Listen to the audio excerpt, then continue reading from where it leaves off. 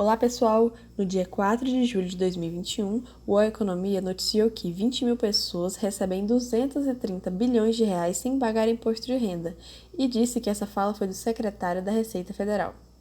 Diante da acusação de empresários de que a reforma do imposto de renda apresentada pelo governo elevaria a carga tributária, o secretário especial da Receita Federal, José Tostes, afirma que não se pode misturar a tributação de empresas com a de pessoas físicas e cita uma distorção na isenção de lucros e dividendos. Temos aqui apenas 20.858 pessoas, numa população de 210 milhões de pessoas, que receberam 230 bilhões de reais sem pagar imposto, afirma ele.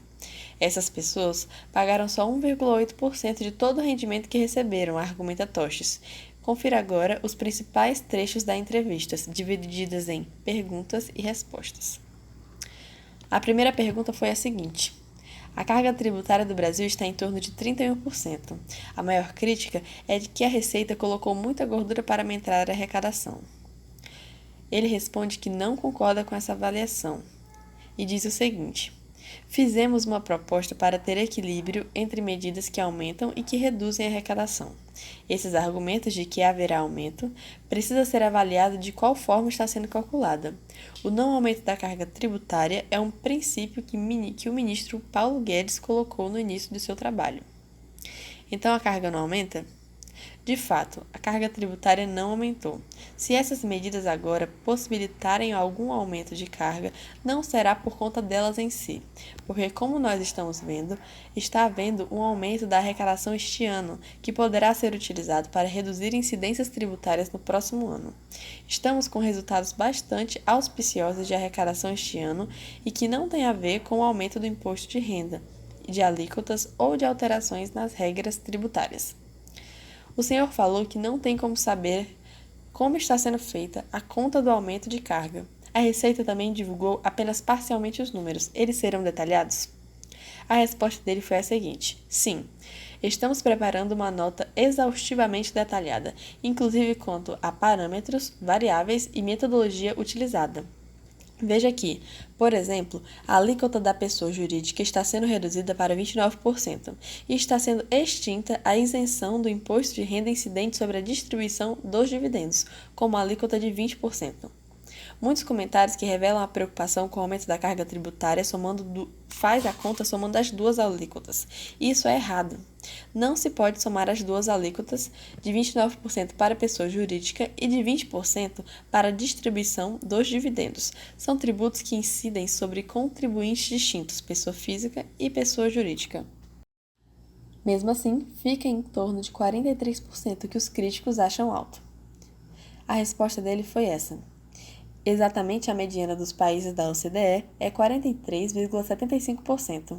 E aí você vai ver que os 29% incidem sobre o lucro da pessoa jurídica estão um pouco acima da média da OCDE, e os 20% da distribuição de dividendos estão bem abaixo.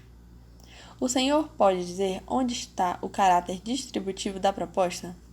As empresas estão tendo uma redução de impostos de 34% para 29%. Isso é uma brutal redução de alíquota que incide sobre o setor produtivo.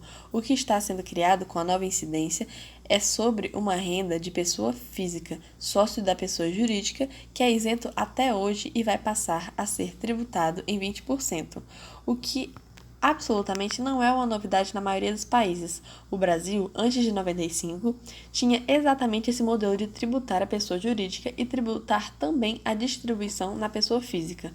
Em 95, optou por tributar somente a pessoa jurídica e isentar a pessoa física. Agora, estamos avaliando voltar à situação anterior, usada hoje na maioria dos países. Há uma confusão entre empresa e pessoa física? Claro, se a pessoa jurídica obtiver um lucro, vai pagar pela proposta 29%. Se reinvestir no próprio negócio os seus lucros, se capitalizar, se expandir em termos de investimentos com seu próprio lucro, a tributação acabou aí. Só vai haver a incidência dos 20% se esse lucro for distribuído como rendimento à pessoa física do sócio. Se ela reinvestir o lucro no próprio negócio, na expansão empresarial, na geração de empregos, não haverá tributação dos 20%. Então, é uma medida que estimula o reinvestimento na própria empresa.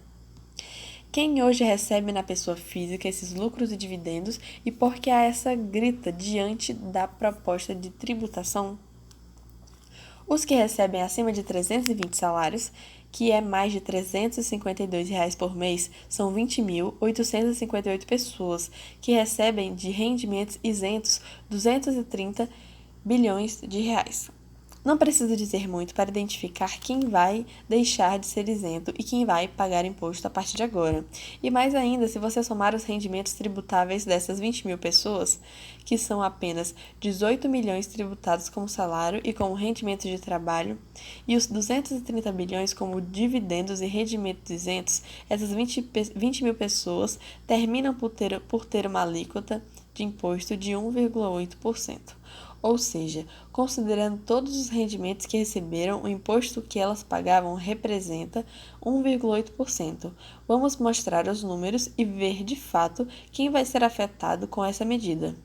Nós temos aqui apenas 20 mil pessoas numa população de 210 milhões que receberam esses 230 bilhões sem pagar impostos, isentos de acordo com a legislação atual e não tem nada de ilegal até aqui. E o caso de contribuintes que detêm ações de empresas estão na faixa até 20 mil por mês, mas não terão isenção porque o incentivo só valerá para micro e pequenas empresas? Esse público existe, mas sem dúvida é muito reduzido em relação ao conjunto. É um tema que estamos discutindo e podemos fazer ajustes para aperfeiçoar a proposta. A última pergunta da entrevista foi a seguinte: não há uma preocupação de o projeto ficar uma emenda pior que o soneto, como aconteceu com a MP da Eletrobras? A resposta dele foi a seguinte: estamos já em interação com o Congresso. É claro que isso ainda vai ter desdobramentos na votação a partir das emendas que forem apresentadas. Existe naturalmente a possibilidade do texto ser alterado, mas estamos na expectativa de que os princípios gerais e as regras mais importantes do projeto possam ter a aprovação no Congresso. Esta é a notícia de hoje. Fique atento para as próximas. Curta e compartilhe com os amigos. Até mais!